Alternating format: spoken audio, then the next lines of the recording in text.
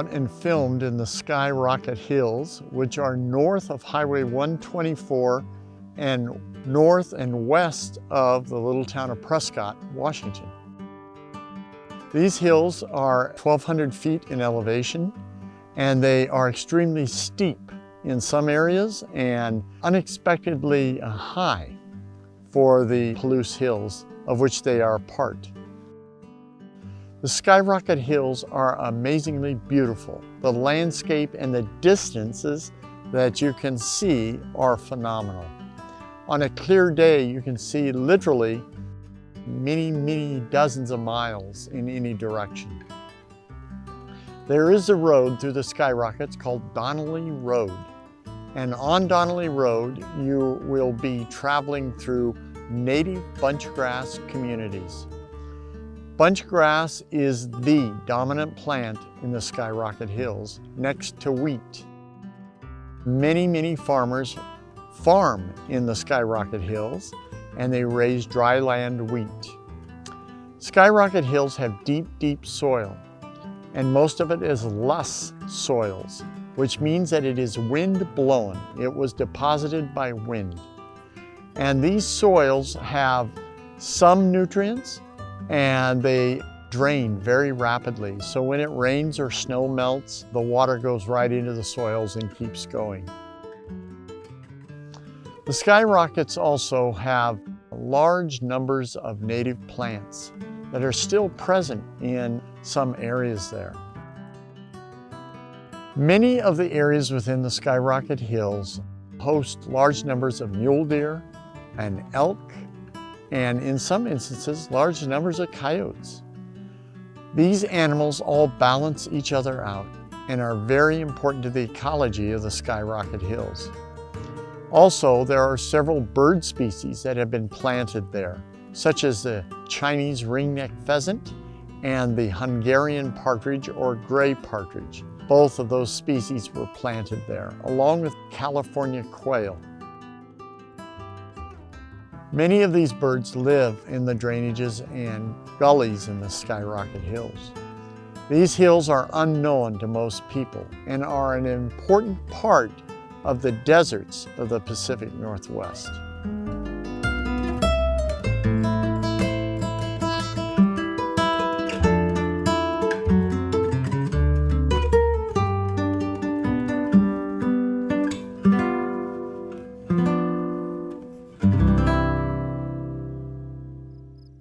Within the Skyrocket Hills and the road cuts are many rodent burrows that have been dug over the years. And these rodent burrows host an amazingly interesting bird. It's known as the rock wren. Many people associate rock wrens with large basalt rim faces and deep cracks and crevices within the basalt. However, out in the Skyrocket Hills, these wonderful rock wrens nest and try to winter in these deep rodent burrows in the loess soils of road cuts. So late in the fall, throughout some portions of the winter, you will come across beautiful speckled rock wrens living in these rodent burrows in the road cuts. This is a bird that is out hunting all the time, and they're looking for insects that also live in those same rodent burrows. So they have insects like small beetles, in some cases soft-bodied larvae, but they also feed on spiders. And there are many dozens of spiders that will hold up in these burrows. And some of these burrows are 4 to 6 feet in depth. And those wrens will go all the way to the back of those burrows to feed on spiders and insects. There's also some other interesting things in those burrows, and that is sometimes there are reptiles in those burrows. Sometimes there are amphibians, such as a Pacific chorus frog, and other amphibians as well. So the interesting thing is that the rock wren is able to coexist with animals that are so unlike it. And they all share the insects, and they all share the cover and the average temperature, which allows them to stay alive in extremely cold weather. The average temperature way back in a 6-foot deep burrow remains above freezing all winter long. So these birds and these other animals are able to survive some pretty cold temperatures. And then when the sun comes out on those winter days when it's out, rock wrens will emerge and get some sunshine and fly around, and frequently can be heard singing and calling from cut banks along the desert roads in the Great Basin and in the Columbia. Towards the middle of February, across the lower Columbia Basin in the desert areas, a bird arrives from the south. It is known as a Say's phoebe. Say's phoebes are a flycatcher, but they are an amazing flycatcher because they're able to withstand the last few weeks of cold weather and survive because they are feeding on insects that are already emerging with the warmth of each day. So anytime the air temperature goes above freezing, insects in the form of midges, gnats, and small flies emerge and begin to mate and fly around. And that is what the Say's phoebe is looking for. Say's phoebes are also a cavity nester, and they will go into large burrows in these cut banks and start building a nest. Or they will look for a scrape or a shelf in a burrow or on an old basalt rim, and they will build a very tight nest there. And then the males will start to attract females that are also in migration. Say's phoebes are found all across the lower Columbia Basin in desert areas. And they sometimes will have 2 broods. So they will hang on well into the end of December during warm winters and feed on the many insects that keep emerging as those average daily air temperatures remain high. Once cold weather comes, most Say's phoebes will move off to the south. However, if they don't have to, they won't, and they will spend the entire winter in the Walla Walla Basin or the lower Columbia Basin. Oftentimes, they will winter in old sheds, barns, and abandoned homes where they will stay out of the weather. It is truly an adaptive species that does very well on small insects. Across the desert shrub steppe areas throughout the lower Columbia Basin lives a bird that is a member of the shrike family, and it is known as the loggerhead shrike. Loggerhead shrikes are predators. They are probably the most predatory next to the northern shrike, which comes out of the Arctic during our winter. They are the most predatory bird species in the lower basin across the deserts of the Pacific Northwest. Loggerhead shrikes use thorns and barbed wire to kill their prey. They will catch a rodent or a small bird or a lizard and impale them and allow them to die of shock, and then they will begin to feed on them. They also create caches or a cache of insects like grasshoppers, dragonflies, whatever, and they will pin them onto a thorn and come back later and feed on that skewered prey. Loggerhead shrikes nest in sagebrush, bitterbrush, sarcobatus or creosote bushes, and also hop sage. They build a very tight cup nest, will have 4 young, and feed them insects, small rodents, and other vertebrae. They are a beautiful songster. They have absolutely gorgeous song that they sing. Most people, when they see them for the first time, are really taken back by this beautiful, beautiful gray, black, and white bird. The gray, black, and white is a warning in the natural world. Anytime you see black and white on anything in the natural world, it's a warning about something that that animal does, its behavior primarily.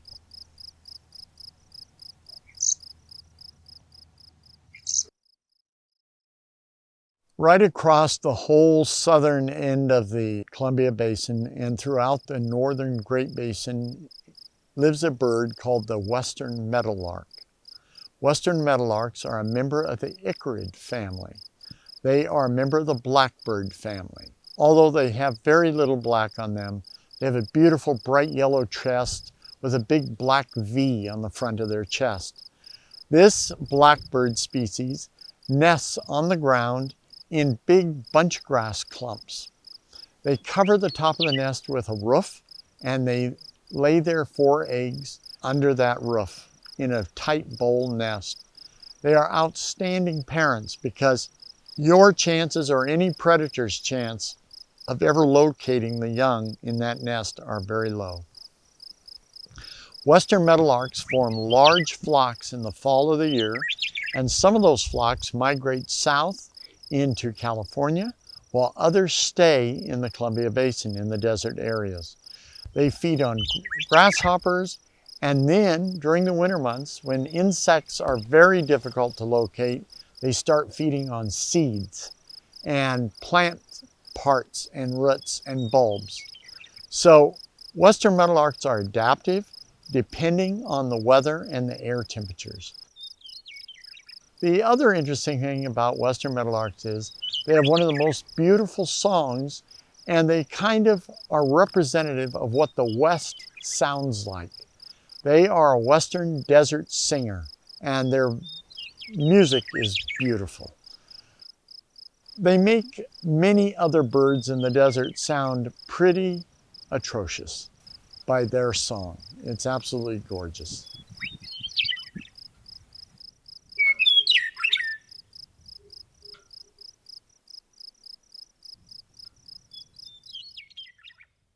In the southern Great Columbia Basin lives a native bee, and it's called the longhorned bee.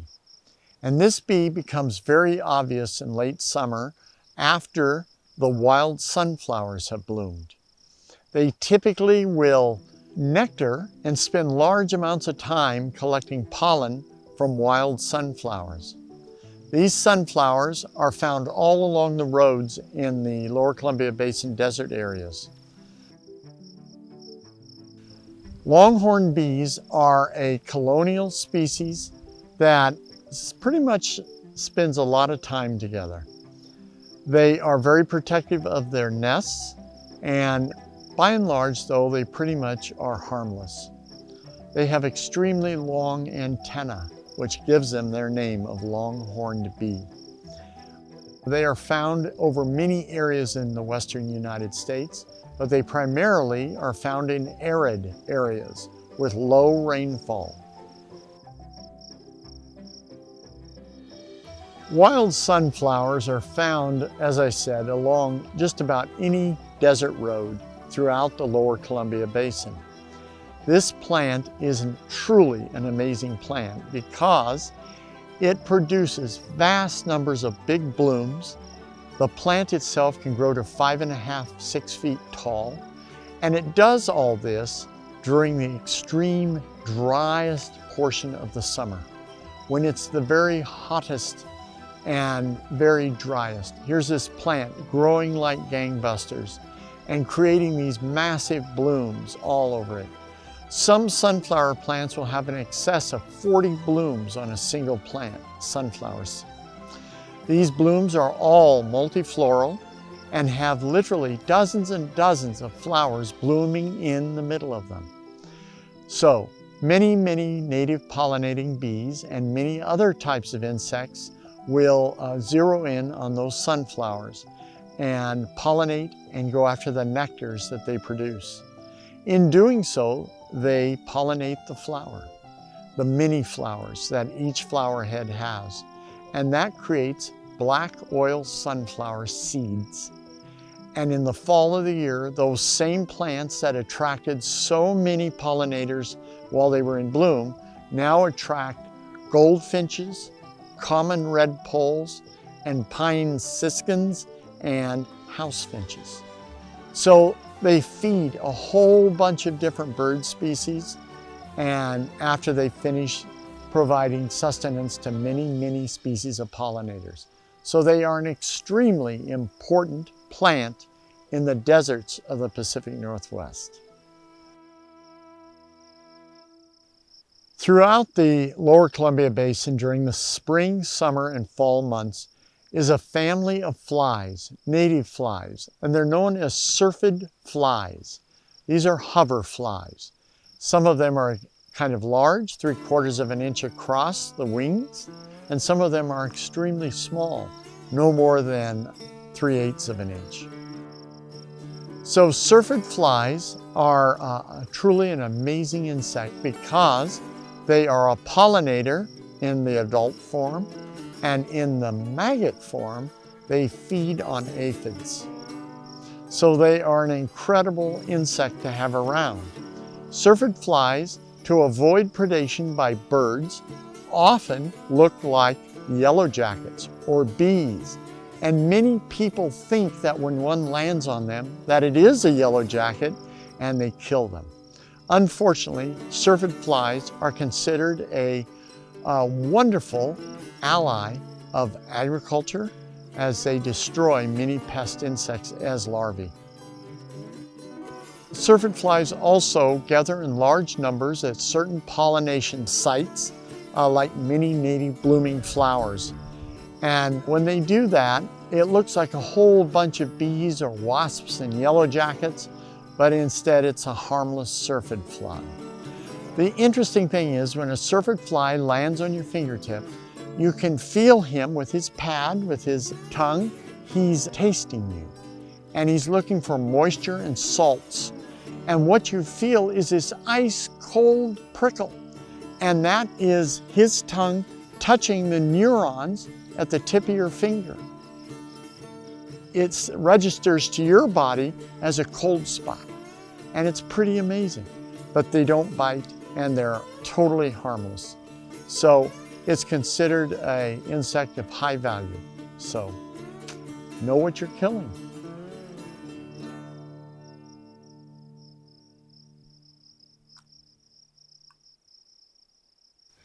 In the Skyrocket Hills, scattered all along the roads, where they were introduced by vehicles, ATVs, and motorcycles, are Russian thistles. This is a plant that most people know as a tumbleweed. Russian thistles can grow to be an extreme size. I have seen them in excess of 7 feet across and 3.5 feet high. And oftentimes the wind will snap their connection with the earth, and they will start bouncing across fields. And with every bounce that they take, they are scattering thousands of seeds. So Russian thistles are not the farmer's friend. But unfortunately, they get scattered and the seed gets sprayed everywhere at the end of the summer after harvest is over. And the agricultural people have finished spraying. So those seeds start to grow. And by end of July, the Russian thistle is growing everywhere along the roadsides and in fields. And by mid-August, it's in full bloom. And this is a plant that has absolutely beautiful blooms, and they come in pinks, reds, purples, green and pink, just all kinds of combinations of color. They are pollinated by gray hair-streaked butterflies, by native bees and wasps, and by the European honeybee. All pollinate Russian thistle. This is a plant that was introduced from Asia in trade, and it comes to us as an agricultural pest, and many people spend hundreds of thousands of dollars trying to get rid of Russian thistle. Unfortunately, when people drive out into their fields or drive along dirt roads, they scatter those seeds everywhere. And in the late fall, those plants freeze and the seeds are right there. And the minute someone runs into it with a tire, they hit the tire and they get stuck in the tread and get spread everywhere. So it is a good idea not to run vehicles that have been through Russian thistle across a field that doesn't have Russian thistle, because you're only seeding Russian thistle in. Across the northern temperate zones of the world lives an owl species known as the long-eared owl.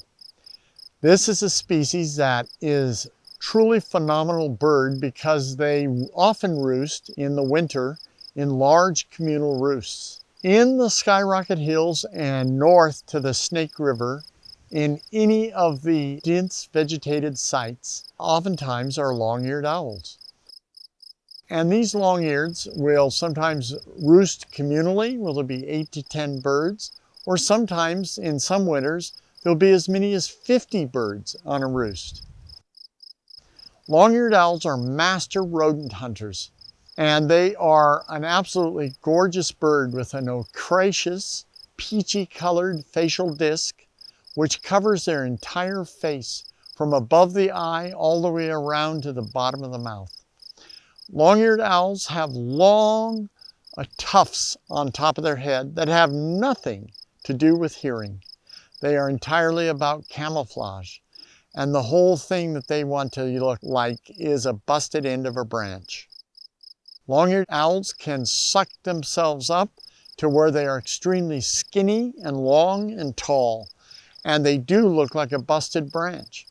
Or they can puff themselves way out and look like some kind of smaller great horned owl. They are a member of an owl family that, like I said, is found the world over. Long-eared owls also do some amazing flight behaviors. They are crepuscular hunters, which means they're out early in the evening and late in the morning to sometimes sunup, and they'll be out hunting rodents. Long-eared owls are very adept at catching rodents.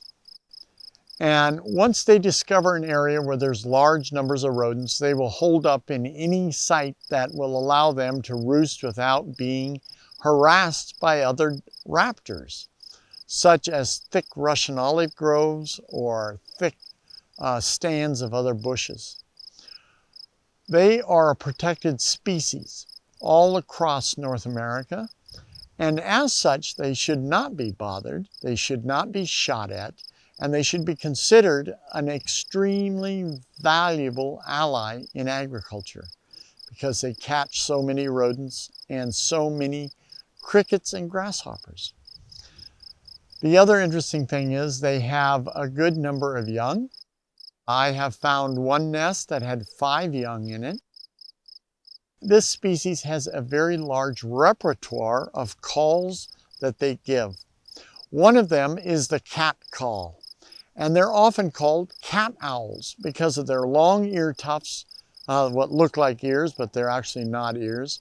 And they give this call that goes meow, meow. Sounds just like a cat, a house cat. And they will give other calls where they sound like they're barking. They give other calls where they sound like they are, the call is so deep that you actually feel it, overhear it. So they have about 15 or 16 vocalizations that they give. And if you are not up on all of them, and you're walking along a road at night and you hear, wee, wee, you'll think, oh, there's a poor cat out here. But it's not a cat, it's a long-eared owl. So their name is actually a misnomer. And the big tufts on their heads, like I said, has nothing to do with hearing at all. In fact, that owl's hearing has an open ear on the right side above the line of the mouth and on the left side below the line of the mouth. And that allows that bird to triangulate exactly where the prey species is in the thick grass. They do not even have to see it. They know exactly what direction it's moving, how big it is, and where they need to be to intersect it. They are an amazing hunter. Across the entire Columbia Basin lives a native lark. It is not in the meadowlark family at all, but in its own family. It's known as the horned lark. Horned larks in the Columbia Basin, throughout the desert areas of the Columbia Basin, have bright yellow throats, very black line across the chest, black through the eyes, and black horns that stick up above the height of the head. These larks are insect eaters as well as seed eaters. starting in early March, they build a ground nest. Now this is a very interesting nest because they hollow out a small bowl in the soil, and then they line it with a deep cup of grass, and the female will lay 4 eggs in there by the 15th of March. And they often will get covered by late snowfalls, or they get blasted by rain, but it doesn't matter. She'll stay on that nest and protect those eggs and those young. And after 24 days, the eggs hatch, and those young are fed insects and ants and caterpillars, you name it. Any insect that's moving, those adults will feed to those babies. Horned larks are found all across Europe and Asia, only they're not called horned larks. In those continents, they call them shore larks, and they are considered a beautiful bird, and many birders can't wait to find one. We have one subspecies of horned lark in the Pacific Northwest that used to be present in large numbers along the coastal areas of Washington and Oregon. It's called the striated horned lark, or the streaked horned lark. Because of loss of habitat, it is now considered very rare and is on the critical list in Oregon. So birds that are once common or were once common can become extremely endangered because of human behavior. So please protect the striated horned lark. They live on the areas around ocean shores, and they have lost out because of development.